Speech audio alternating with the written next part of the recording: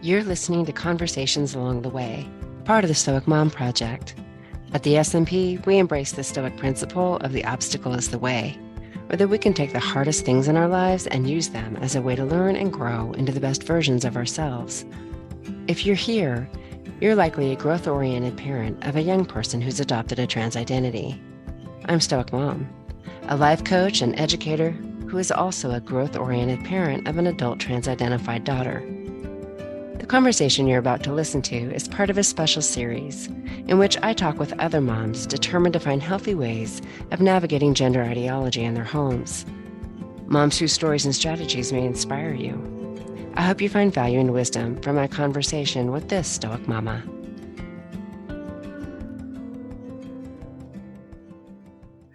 Well, okay then. Let's start with what inspired you to fill out the form. You saw it originally on that pit invitation, right? The invitation that I put out to the pit audience. So, I saw that, and I think for a long time I've wanted to find some way to kind of lend my voice to the parent choir. mm, And because so many people don't understand what's happening, hmm and for those of us who it's happened to, hmm it's just so reassuring to know that other people are going through it. And I also feel like with my daughter, my trans identified daughter going off to college, it's kind of a way for me to end that chapter mm, and to close the door on, everything that's gone before. So I'm trying to look toward the future. yeah. And it sounds like you're experiencing a real transition, if I'm not Mhm. mistaken. That's kind of what I'm picking up from your form. I am, yeah, I think Okay. so. I've And gone, that it, oh, go ahead. I've started a grad school program, so I'm, Mm, you know, looking into establishing a new career and just focusing on that. okay. Um, which is a lot to focus on I know, and in a career. I need a lot to focus on so that I can stop thinking about all of that. Focus is a funny thing, isn't it? It has a huge impact on the experience we're having, where we're putting our attention. Yeah. Um, yeah. And I think I needed to for a long time because I needed to understand Uh, what was happening. yeah. But Yes. time comes when you just have to have kind of a Zen attitude. What will be. Uh-huh. And I can change what I can change, and other things I have to leave alone. Right. Yeah. Agreed. And in fact, one of the things you said on here that worked for you was time. Yeah, it's taken a long time. It's been Hmm over 4 years, a little bit over 4 years since the trans bombshell. hmm And I'd say it took a year just to start questioning the prevailing narrative because I was your typical liberal, mm progressive, be kind of person. Uh-huh. So it took a long time for me to even have those moments where I thought, oh my God, this is not what I thought it was. I had so many misconceptions about trans. And hmm then I had to go through this whole learning process, and it takes a long time. Yeah, you had mentioned that you even spent some time trying to convince yourself your Yeah, daughter I was a did. boy. I Okay. remember calling the dentist one time and saying I need to make an appointment for my son. And it just felt horrible. It felt awful to try to do that. hmm And I hmm realized that I have to honor my own reality. hmm I can't pretend to believe things I don't believe. hmm But hmm that it took a while to get to that point. It took a while to get to that point. Okay, so you're saying this conversation with the dentist or calling to make that appointment brought up discomfort around this Yeah. Yeah, not being honest with yourself. Is right, that, were there right. other things that helped you make that shift? Like what else? I think reading Abigail Shrier's book, Mm, which was about a year into the whole thing. And I remember the moment when I learned that if you go from puberty blockers to cross-sex hormones, you'll be infertile. And mm, I was shocked because when my daughter came out as trans, she was seeing a therapist, and um, the therapist pushed us so hard to try puberty blockers, and it was the typical narrative like it's completely reversible, there are no long-term consequences, it's just a pause button. And so when I found out that that wasn't true, that it could have these horrible long-term impacts, it shook me to my core. I was shocked that it's okay. talked about so cavalierly and it's actually so serious. Uh-huh. Uh-huh. Okay. Okay. So that helped you shift the way you were perceiving Yeah, the situation. it kind of made cracks in my whole Okay. view of the situation. Okay. Which is probably taking some effort already at this point to kind of hold it Mhm. together, I would Yeah. imagine. Okay. Okay. Working hard though to keep those foundations in place and Yeah. because Yeah. it's incredibly destabilizing. Mhm. It really does a number on a person's worldview, and that can just bring your whole world crashing down. Hmm. And Hmm. then you try to tell people in your life about the things you're learning and they don't believe you, or Hmm. they think you're exaggerating. So it's very destabilizing. Yeah, I always felt like I came off a little hysterical to Yeah. people. Yeah. Mhm. People think you're overreacting, Uh-huh. and you think, how are you not reacting the way I'm reacting? Uh-huh. Uh-huh. We're talking about children being sterilized and having these surgeries. And Hmm. another thing that happened about a year in was that my daughter had a friend from school who's also a trans identified natal female, but who went down the whole puberty blockers, cross-sex Hmm. hormones path. And the summer after ninth grade, I'm using he because I've always known this person as a boy. Hmm. He was at our house and the kids had gone swimming and he's walking around without a shirt on and he'd had top surgery. And it Mm. was, they were what, 15? Wow. Hmm. And so I knew the surgeries were happening, but to see someone walking around my house with the scars was just a moment. Yeah, I imagine a real reality check. Yeah, Okay. yeah. Okay. Okay. So then you have this change of heart, and you say uh, in the list of things that didn't work for you that you had hoped that experts might intervene in a helpful way, therapists, doctors, teachers, and I'm sure you discovered well, as Not you at said, that all. didn't work. Yeah. Yeah. My daughter has ADHD, so we had a psychiatrist who we'd seen for that for 2 or 3 years before the trans identity. And so I thought, surely this Mm, person, this professional who's known her as a girl hmm. for a couple years will question it or have doubts. And maybe deep down she did, but she never expressed it to me or to my daughter. Mm, hmm. Hmm. Probably a little of that same experience that you Yeah, were having. Yes, about really trying to hold that other truth or that other way of seeing reality. yeah. Yeah, I it's hard to wonder a say, lot huh? about the healthcare professionals and the people who know about psychology. How are they staying the course? Isn't that interesting?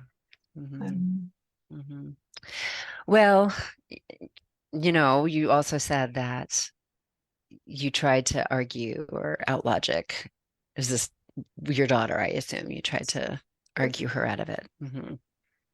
I mean, I think parents are in a bind because you start to find out all this information and you think they need to know. They need Hmm. to know what the health consequences will be. They need to know what the future looks like if they continue down this path. And no one else is going to tell them. No one else in their Hmm. life is going to question. So as a parent, you feel like you have to try to get this information into their head somehow. Hmm. But then when you do that, they double down. Hmm. So Hmm. I don't think there's a good answer. You're between a rock and a hard place. Hmm. Hmm. Um, Yeah, they double down. I found too that often it would give her an angle to her own research, if that yeah. makes sense. Yeah. To Mhm. to try to out research Yeah. me, right? Or address what she saw as my concerns. So it just kind of helped her fill in any existing gaps Yeah. in her understanding with what the other that the other narrative was, you Yeah. know. So it's kind of fascinating how it Mhm. did just kind of deepen the entrenchment, Mhm.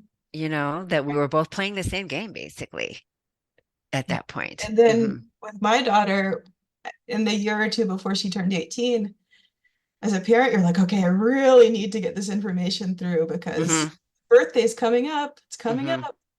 And yeah, it Yeah.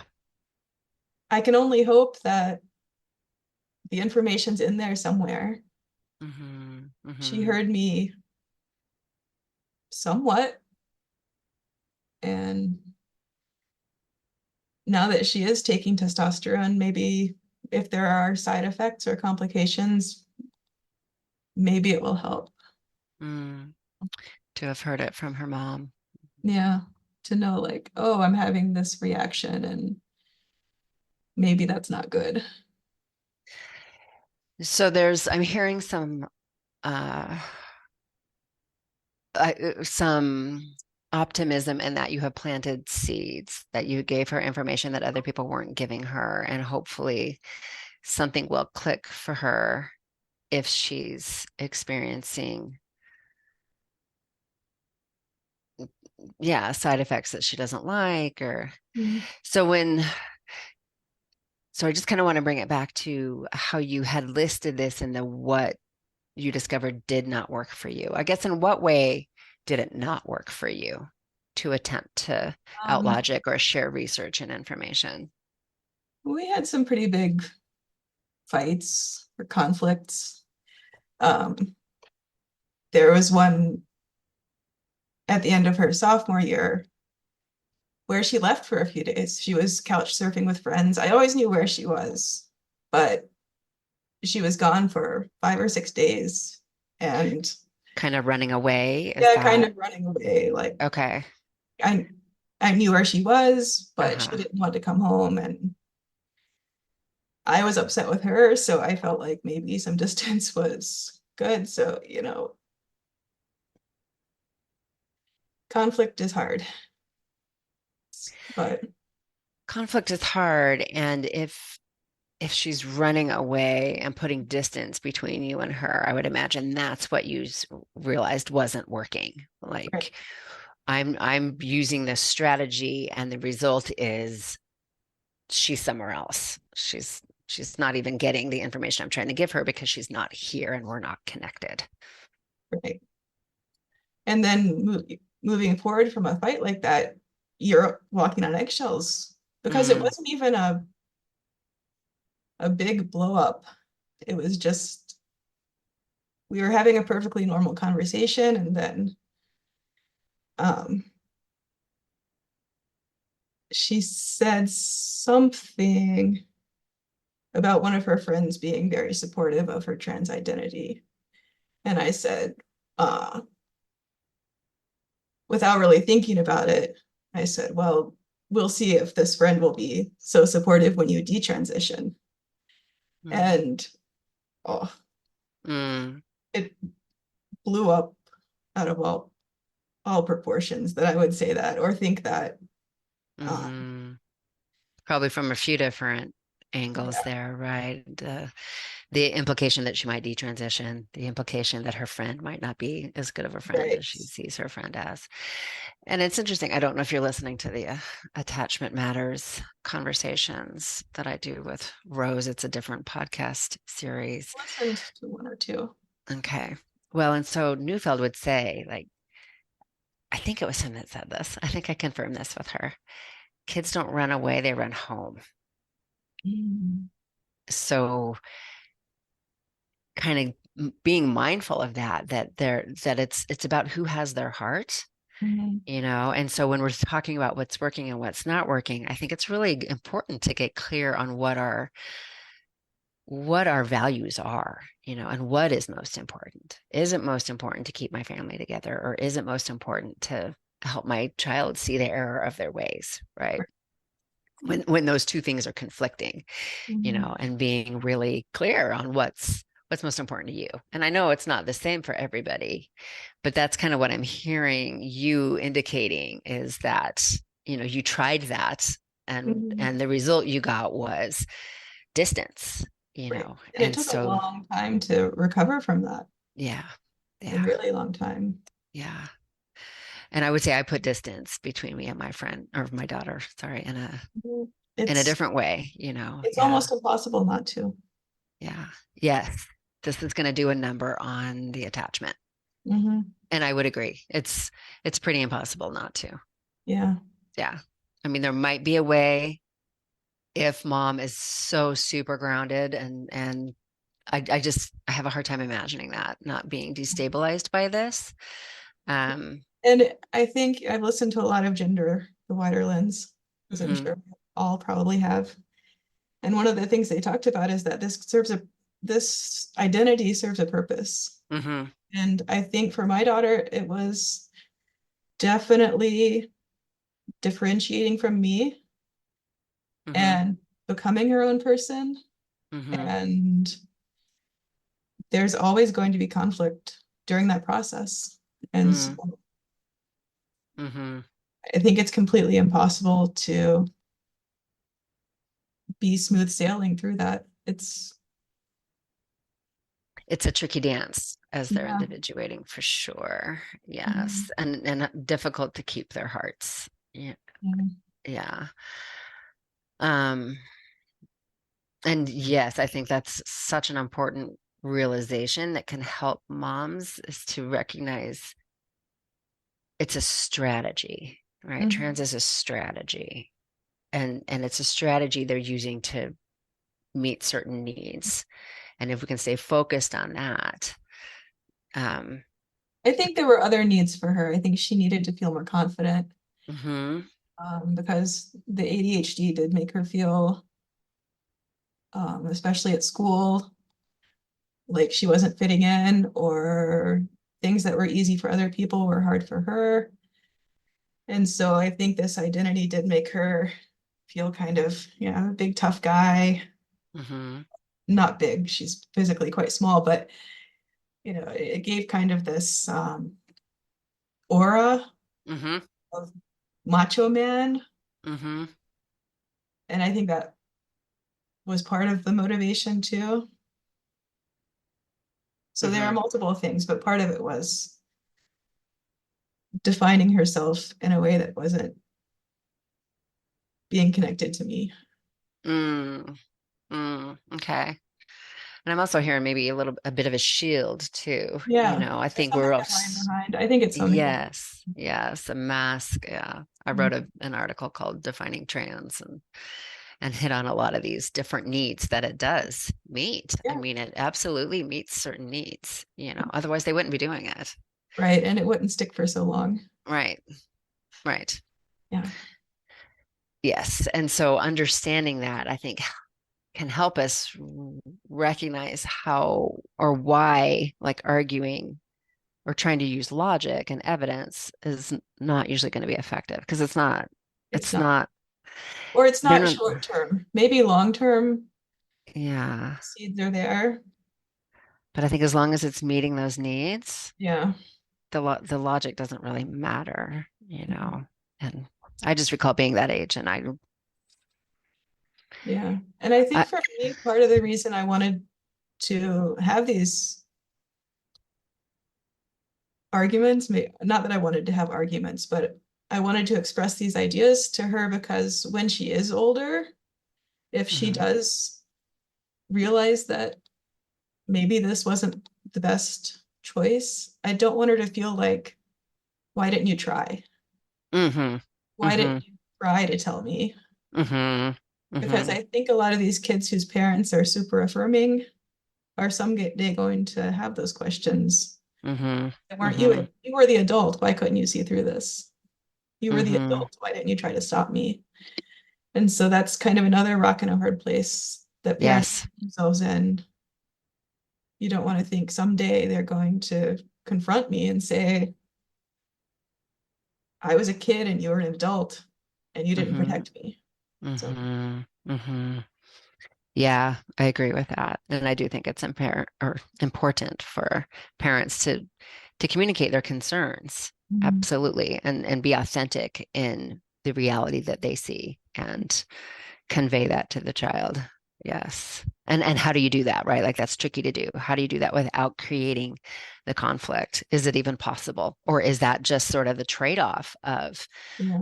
uh, making sure that you act in integrity and give them the information that you think it's important that they have? Mhm. My husband has had a very different approach. Uh, Yeah, say more about that. yeah, Hmm. because when our daughter made this trans announcement, it was during COVID. It was very classic. During COVID, mental health was in a bad place, and um, we found out she was self-harming. There was a lot of stuff going on. And my husband's point of view from the very beginning was that he did not want his own feelings to make anything worse. Mm, He never wanted to express anything or cause more conflict or um, exacerbate the situation. hmm So he has not really talked to her about it. He's avoided the topic. And I think it took me a long time to realize this, but I think having the two of us have different approaches was hmm really valuable hmm because he was kind of smooth throughout it all. mm, He was level-headed. He didn't get hmm upset. He didn't cause drama. He just supported me, um, hmm kind of hmm behind the scenes, but he never added to any of the problems or the conflict. And it took me a long time to uh, I was upset with him for a while because I felt like the burden was on me to Uh-huh. change the situation. Uh-huh. And now I see that there was a lot of strength and self-restraint in the way he handled it. And I'm Hmm. curious to know in 10 years or 20 years what our daughter will think about the two approaches that we took. Mm, And I hmm wonder if maybe he'll pay a price for not saying his piece and for not expressing to her what he thought about the whole thing. Maybe mm. maybe someday she'll come to him and say, "Why didn't you try to stop me?" But I don't know. Yeah, I'm hearing some mixed feelings there.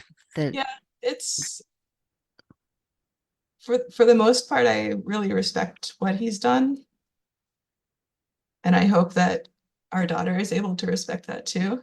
hmm hmm And maybe together, like you said, Yeah, maybe we balance almost, each other. yeah, that there's almost maybe even a little wisdom to that good cop, bad cop, even, Yeah, that there's one parent that they can feel really connected to while the other parent is taking on that role of expressing the concerns. I'm not sure because I think it did cause a distance between them because Mm, she okay. didn't understand his point of view because he didn't really talk about it with her. Mm, So I do wonder if it caused some distance between them that he wasn't intending, but resulted from not being so open. mm, okay. So time will tell, huh? Time will tell, Mm-hmm. but I've come to see it as valuable. Mm, okay.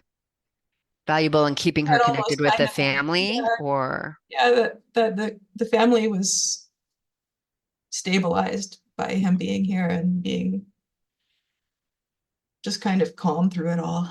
mm-hmm, mm-hmm. Okay. And you said you did feel supported by him in the background. Like he was, you knew I he was with you, he supported him just and, wasn't. and ran with him. And I've got to say, in the very beginning, when we were under a lot of pressure to do puberty blockers, he was the one who said, no, we don't need to do that. Mm, And after that, we both made it clear that it wasn't going to happen. We weren't going to talk about it anymore. And at that point, I was still trying to, I mean, I remember looking into going to the gender clinic. What do you have to do to make an appointment? And so I'm really grateful to him for, from the very beginning, taking this kind of wait and see attitude. You know, we'll see what happens. okay. And kind of putting a boundary in place is what I'm hearing. Like, Yeah, nope, nope, we're yeah, just not doing that. yeah. Which I think allows the teenager to rest in that. They don't have to keep pressing for it. If Well, did then she then keep the pressing? testosterone ask comes, but Ah, okay. Yeah, and you said in your form, like kind of your own transformation. It seems like it's happening post her 18th birthday, which is recent, right? Like she yes, just turned so 18 and went, I'd say okay. leading up to that and since then, um, I was very surprised by my reaction to her to the 18th birthday because I'd been dreading it for so long.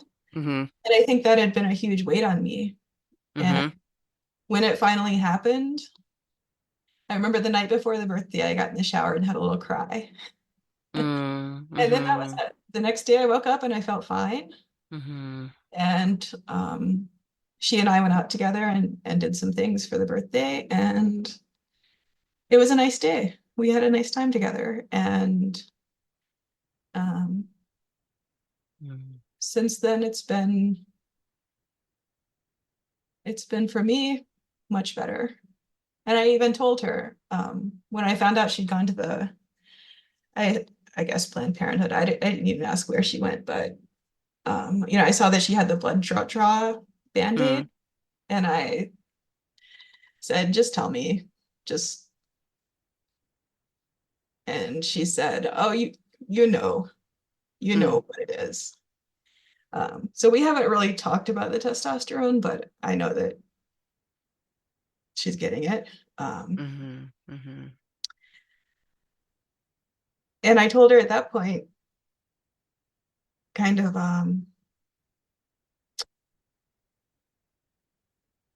that it was a relief to me that it wasn't my decision anymore, Mm-hmm. that it had actually been a huge weight on me to have to stop her from doing something that she wanted so much. Mm-hmm. And that I hoped someday she would understand why I wanted her to wait. Mm-hmm. But I wasn't going to worry about it anymore. It wasn't my decision anymore. Mm. So You expressed all this to her. yeah, I told her that. Mm. So How did she receive that information? she didn't say much. Um, she said something about how she didn't think she would ever understand why we wanted her to wait, um, which I think she will. I think she will Hmm. someday And maybe even realize. already does a little bit. Maybe Just, already, yeah. yeah, yeah. But it sounds like the honesty is there between the two of Mhm. you, Yeah, it is. which is a good indicator of the attachment that is still there, it sounds like.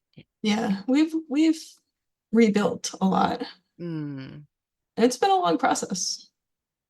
But it sounds like she's invested in that too, the rebuilding. I think so, yeah. Okay. Um, But I imagine you took the lead and yeah, I think that's kind of the adult hmm role. The adult hmm has to have the wisdom to do that. hmm You can't really expect a teenager to have that level of self-awareness. hmm And I think even beyond the wisdom, the will to Hmm. do it as well. I think this can be so demoralizing for some families that that part's hard. Even the want to stay connected part, the desire to stay I connected mean, can it's be easier for challenging. me that she's away at school. Hmm Uh, hmm I think if she was in the house every day and I was, seeing changes and witnessing it all firsthand, it would be harder to stay calm about it. But hmm she's at a school that I think is a good fit for her. She's, I think, enjoying her classes and doing okay. I don't think the mental health is the greatest, but I think it's okay. Okay. And so I can let go. And you say your communication with her now is loving and light. Yeah, it's a lot of pictures of our cats, Hmm Okay. pictures, little videos, or you know, things that I see online that I think would entertain her or that she would like. But I'm not sending anything related to gender. I'm not trying to touch that subject at all with her. It's just thinking of you and that sort of stuff. The focus on connection. That's what Yeah, I'm hearing. Staying connected. staying connected, saying good night at bedtime, and hmm Mm. doing those sorts of things. Sending little care packages. Yes, I do the care packages too. I think it's much for me, right? Yeah, yeah, Yeah, to to think about what she would like and send something that I think would make her happy, please her, help strengthen the connection, right? Help her to feel connected. Yeah. Um, you said that this whole thing brought you also much closer to your own mother. yeah. That's been pretty interesting. I mean, it corresponded with COVID. So when COVID started, I kind of made the decision to try to talk to my mom every day. She's older, she's retired, and she's not a super social person. Mm, So I started calling her every day. And then it just happened that during this time period, my my daughter was going through all this stuff. And so yeah, I really leaned on my mom. So mm, mm. she was there for me. Does your daughter, is she pretty open with your mom about it? What's that relationship like, out of Um, curiosity? they haven't really talked about it directly. Um, we usually see my mom as the whole family, so it's not like, Hmm she doesn't get a lot of one-on-one. They don't get a lot of one-on-one time together. hmm But my mom's been sending her little cards and stuff since she's gone away to school, and mm she's trying in her, hmm in her own way. Since she's older, she's not great with texting and stuff. hmm So, she's more old school, but she tries to reach out.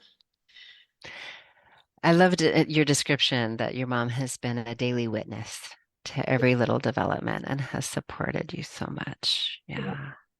Okay. My mom's also a very liberal politically, so Mm, it's been mm, a journey for her to mm. to have to learn about these things. And And so is she aligned with you essentially in the way that you see things? I mean, she's aligned with the gender stuff. I'd say that I've changed more politically than she has. Mm, hmm I've moved away from progressive policies more generally. But Mm-hmm. and for Okay. her, she's still very left leaning, except in this area. But Okay. that's fine. We don't have to agree on everything. Uh-huh. Uh-huh. Uh-huh. Which was something else that came up in your form. I think it was more in regards to your husband and the different approach he took, but that it's healthy to have different approaches to life and mhm. I think that's something through this whole process that there's no one right answer. Mhm. You never know what's going to work and what's not going to work. Mhm. And you have to give people their own process and their own space to work through things for themselves. Mhm. I think it's been a lot of realizing what I can control and what I can't control and Mhm. letting go of what's not mine. Yeah. Beautifully said. Yeah. I do think it it comes down to that. I'm curious what influences played into that. How did you come to that? What helped you get there? Um, I think just a lot of self-reflection and I'm not a religious person. I'm not spiritual, so that hasn't been an impact. Mhm. But I don't know. I read a lot. I find that literature helps a lot Mhm. Mhm. just to see other people's points of view. Mhm. It's you mentioned that you see yourself as a much lighter person now. And I Yeah. think that's one of the outcomes of that sort Mhm. of Yeah. transformation you've gone through, right? Of recognizing what you can and can't control and letting go and recognizing that it's a process. We're all in process. Yeah. And it's Yeah. also, I don't care as much what other people think Uh-huh. because throughout this, I've received a lot of judgment from other people. Mm-hmm. And you just have to stop caring. So it's a lighter way to move through the world when you Yeah. let go of that too. Just I don't care what other people think. I like who I am. I feel Yeah. confident in who I am, and that's all that matters. Yeah. Yeah. And isn't that a more sort of grounded Mhm. place to operate from and a lighter place like I love that word that it's lighter. Mhm. Mm-hmm. And it speaks to also something you said earlier about like letting go of what's not yours. Mhm. It's like owning what is Right. and letting go of what's not. And And you what's can, not is other people's judgments, yeah, right? you feel a So, lot more confident in yourself when you're able to take responsibility for your own. I'm not perfect. I've made mistakes, but I'm okay with myself. mhm.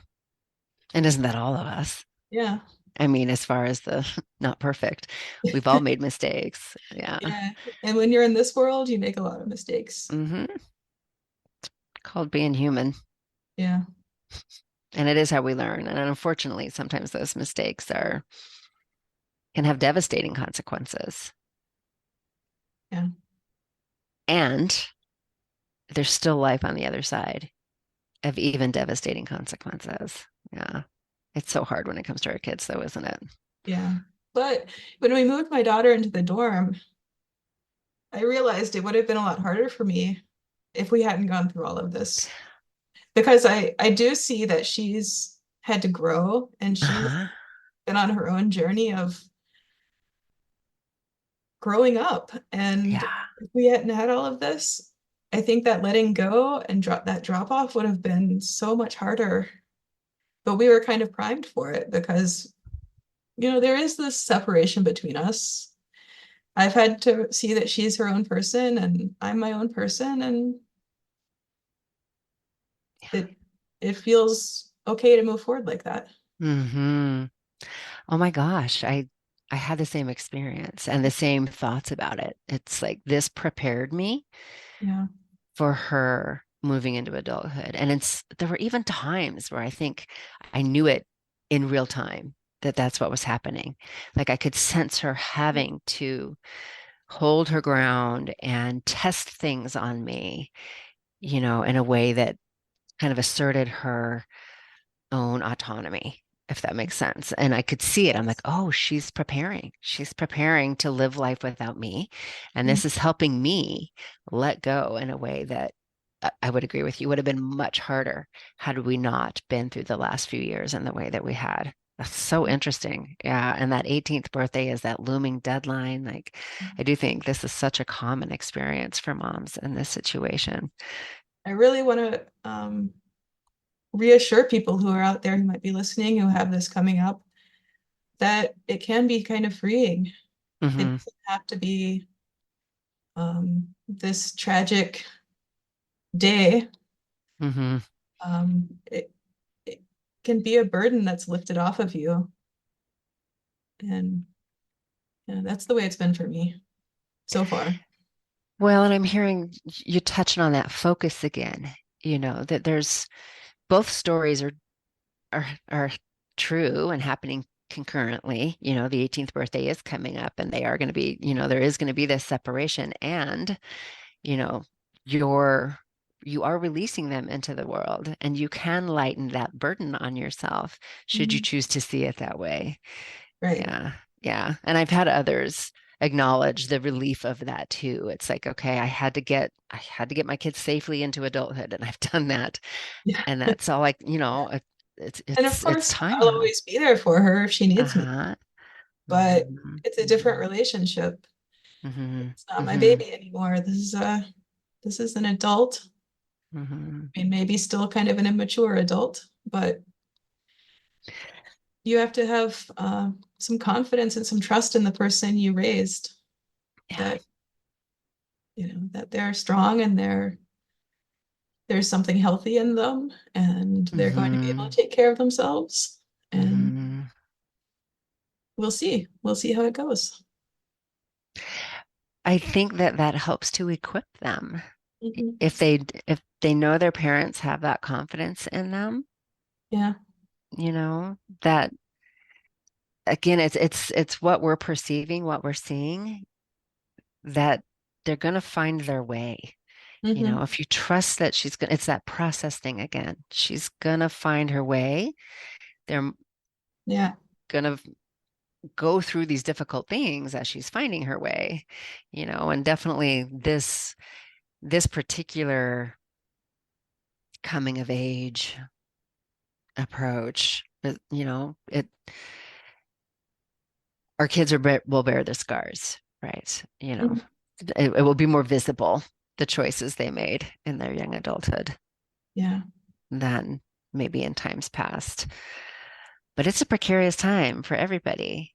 It is. And there are so many other, I mean, I see the trans identity as a bad decision or a bad path to go down, but there are plenty of others that it could have been. Um, Mm. so I can even see how this particular path saved my daughter from other yeah, potentially very painful or dangerous approaches. It's interesting. yeah. Hmm.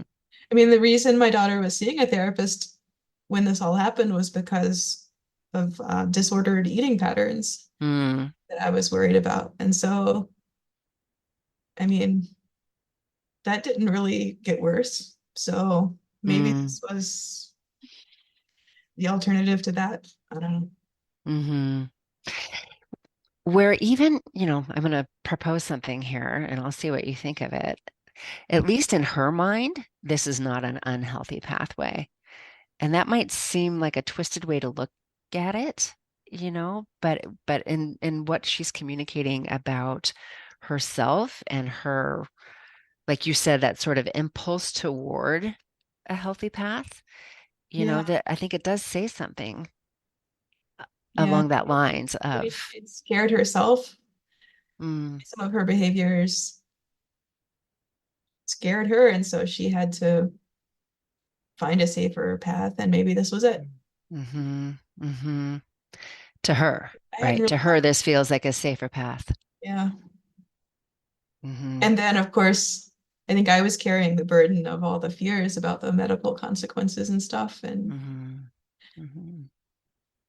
maybe some of that now has been transferred to her, but yeah. Hmm. Hmm. And I hear faith in her capacity to figure it out with, knowing you are there. You Right. are there for her, regardless of the choices she makes. That seems pretty clear. And that along the way, Hmm. she's going to find what works for her. And Yeah. right now, this is. Yeah. I think so. I have hopes that maybe she's starting to have Mm, doubts. I think for a long time she's been so focused on the testosterone that that would hmm maybe trans isn't working so well right now, but once I can get mm, the testosterone, it's going to be transformative and that's hmm going to cure everything. And I'm not sure the testosterone has, I mean, it hasn't been that long, it's been a couple months, but I'm not hmm sure it's been quite what she thought it was going to be. hmm hmm I don't know. I have some hope, but then sometimes they start thinking, oh, maybe top surgery is the answer if the mm. testosterone isn't working. So I don't know. Who knows? Time will tell on that as I'm well. not feeling that. In the past, she said she isn't interested in top surgery, but Hmm. yeah, Yeah. Boy, we live in strange times. I know, right? It's so Yeah. strange. Yeah. Um, she's got you though. Yeah, yeah. I think our relationship is has healed and it's not in danger of rupturing the way maybe it was for a while. I think we're Hmm. in a better place and a more loving place. Hmm. Hmm.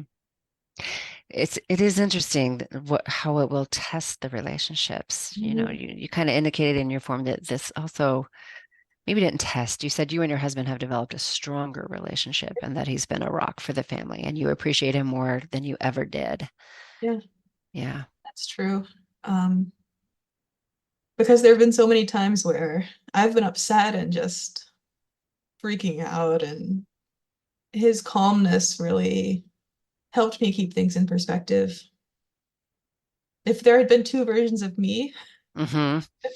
Mm-hmm. we would have spun out of control. Mm-hmm.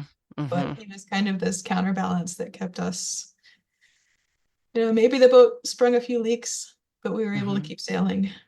So, And maybe even it sounds like patched up the leaks and made the boat stronger. yeah, yeah. I Yeah. think just as a family, we're probably stronger than we would have been Mm-hmm. otherwise. Um, Mm-hmm. Yeah, I found that too, along with all the holes that that sprung leaks in the boat, yeah, that focus that this required of me shifting onto the family unit. yes. I'm grateful for that part of it because we Yeah. were not nearly as strong and healthy, I think, as we are Yeah. now as a result of prioritizing that. It's strange, but it's made me appreciate the male-female differences more Mm-hmm. Mm-hmm. because Me I feel too. like my response has been very typically female and his is Mm-hmm. very typically male. Mm-hmm. And not that a family has to have that, but for us, it's been a stabilizing force through this. Yeah. Yeah, I can relate to that too. And I think it's interesting in some families, it's even flipped, where the dad is the one who has more of this involved Yeah. um, in pursuit of information response, and the mom is sort of the more almost detached, if that makes sense, and It does come and across as, composed. Mhm. but I'm not sure it is. I Say think that again. it comes across as detachment, but I'm not sure that it is. I think a lot of it is just staying the course and Mm, um being solid. okay. Well, I do think maybe that's even a distinction because I wonder if I think in some cases, I think even my own husband, it was more detachment, that it Mm. was for him, it was such a painful thing that he just chose to not think about it and to stay involved in things that would distract him. So, but even that in the end ended up balancing out, and I'm I kind grateful. of feel like that's focus again. It's kind of how Hmm. you, how you're choosing to see it. Hmm. There have been times when I've seen it as detachment, and then something will happen, and I realize that it's not that he's detached, it's that he's calmer than I am, or Mm. Hmm. uh, Hmm. Just that different approach, that just a more sort different of approach. Like composed. throughout he's kind of had an attitude of what will happen, and it took me Mm. a lot longer to get to that place. Hmm. And I have heard lots of fathers described that way. Yes. Just that recognition that it took us so long to get to, that a Yeah. lot of this is just out of my control.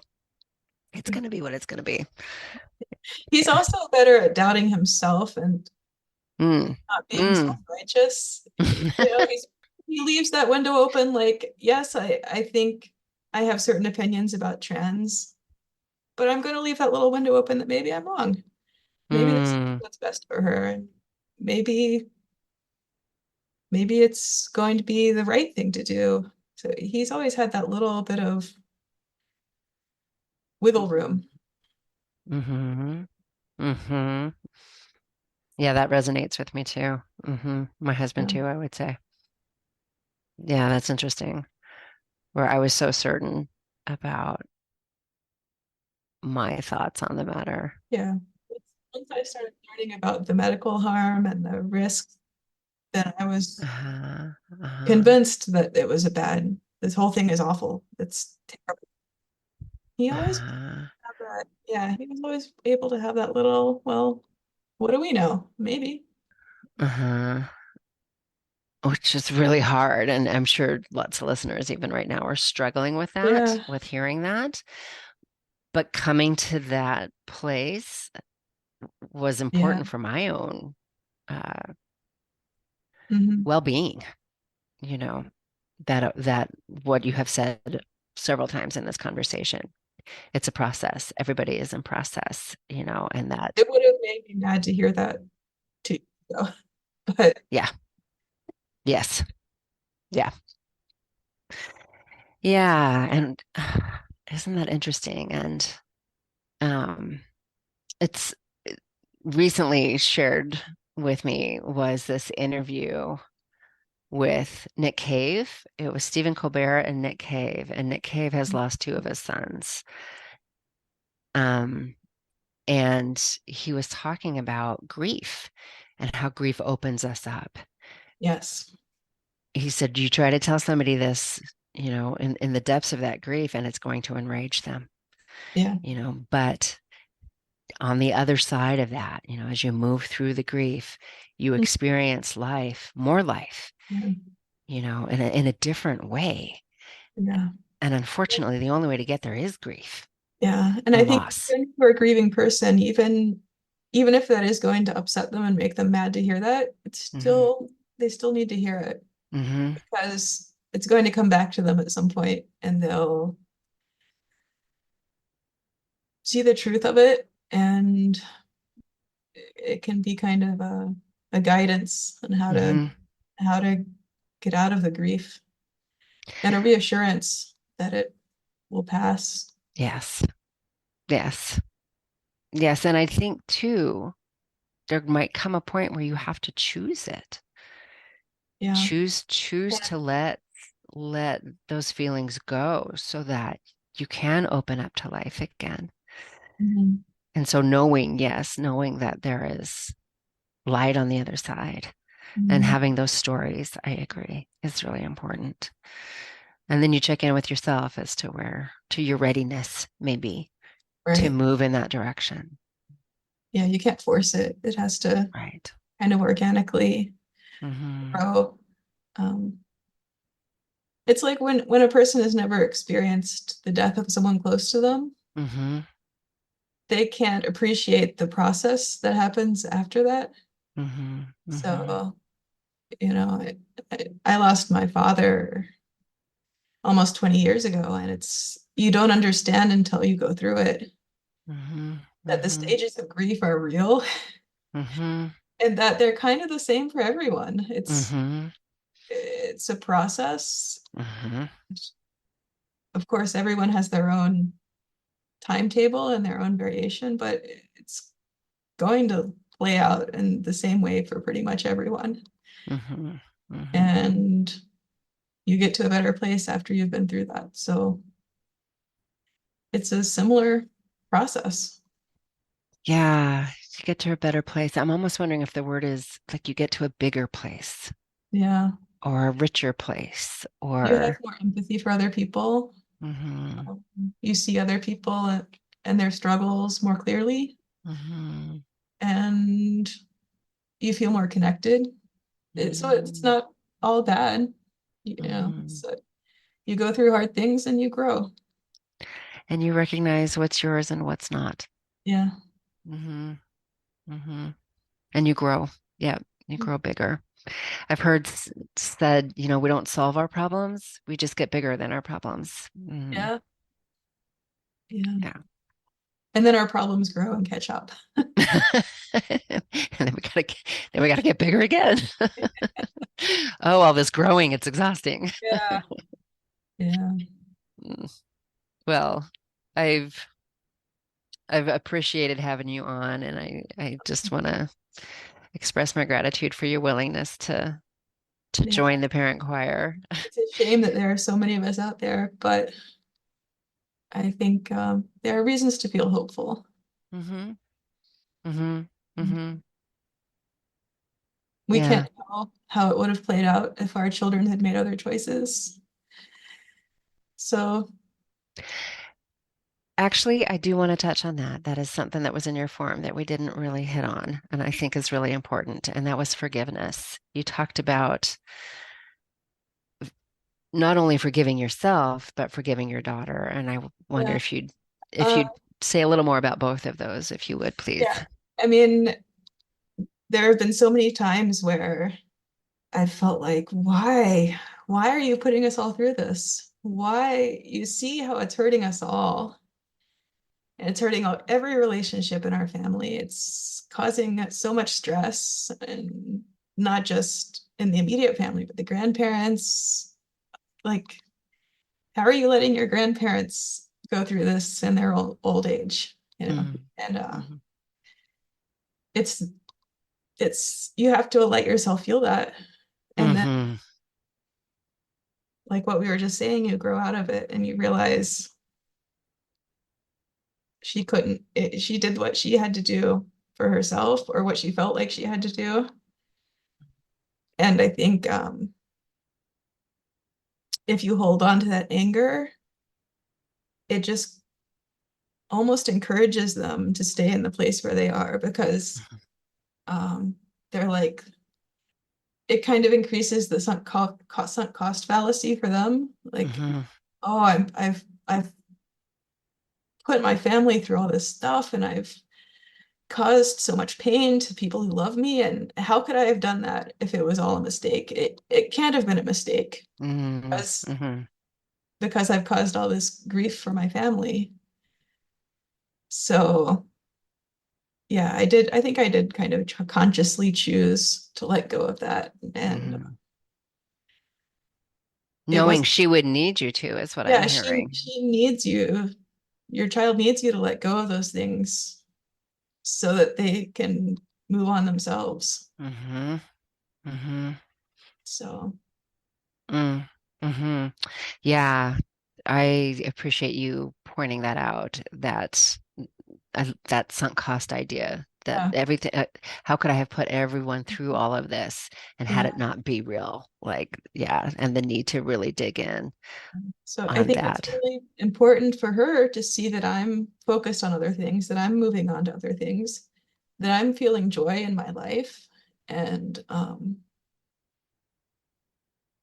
and so that doesn't add to the weight of her burden Hmm. Hmm. and make her think, oh my God, I've done this to my mom and she's in a bad place because of me. I, Mm-hmm. I have to keep the course because otherwise it was for nothing. Mm-hmm. Mm-hmm. So, yeah, Yeah. Yes. Yes. The burden on them, I think, is really important to think about, she and needs their capacity.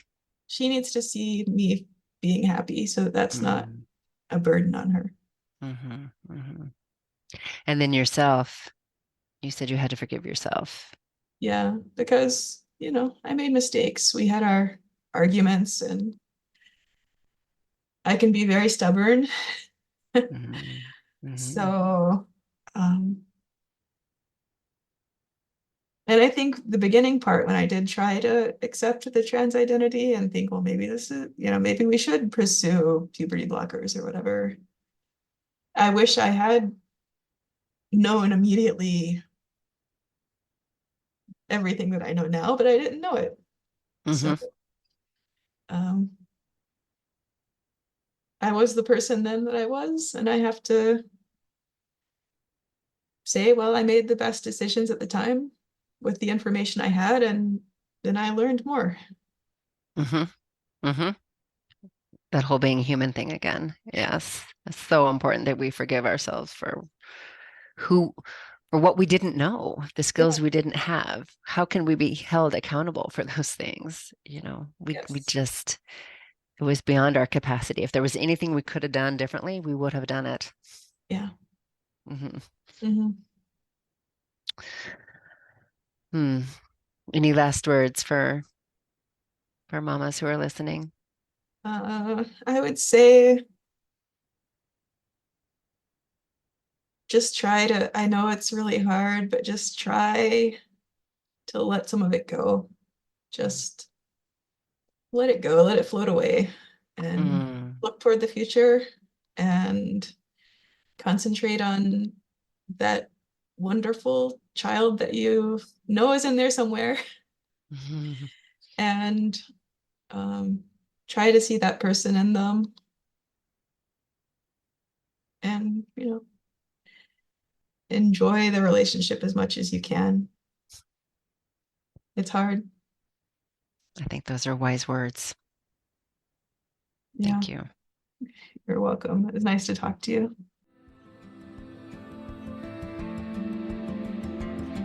You've been listening to Conversations Along the Way, part of the Stoic Mom Project.